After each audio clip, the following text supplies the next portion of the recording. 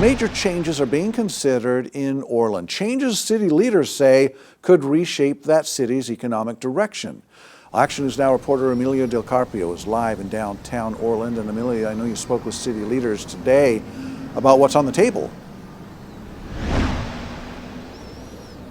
That's exactly right, Alan. I spoke with Orland City Manager Joe Goodman, who tells me that city leaders are focused on shortening a $500,000 budget gap by creating new revenue streams instead of slashing salaries and benefits.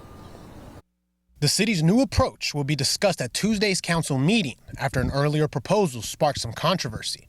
Goodman says concerns came up because city leaders were reviewing the budgets of Measure A and Measure J, funds associated with public safety, which made some people uneasy.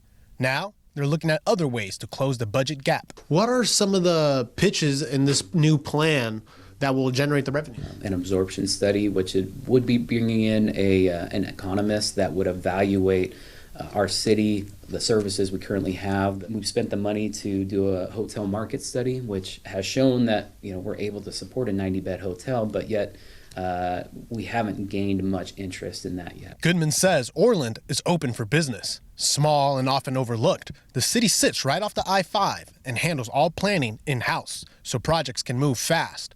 Goodman plans to aggressively find new opportunities and let Orland grow on its own terms. Target developers to come to the city instead of historically, like we've done, is just wait for development to come to us.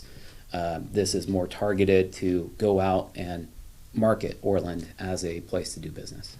I spoke with longtime downtown business owner Chris Reedus about Orland and her thoughts on the plan. My husband and I have been in business for 45 years here downtown, and we've seen a lot of changes. This city manager came in at a tough time when things were a little stagnant, and I'm happy that they're reaching out to community members to get that feedback.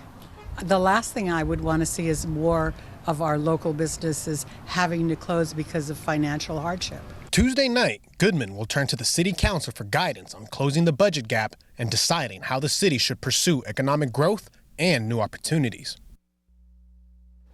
Part of the plan, Goodman tells me, is annexing 30 acres of land west of Orland. The aforementioned economist study will determine the best use for that land. Live in Orland, Emilio Del Carpio. Action News Now. Thanks, Emilio. And that city council meeting begins at 6:30 Tuesday evening.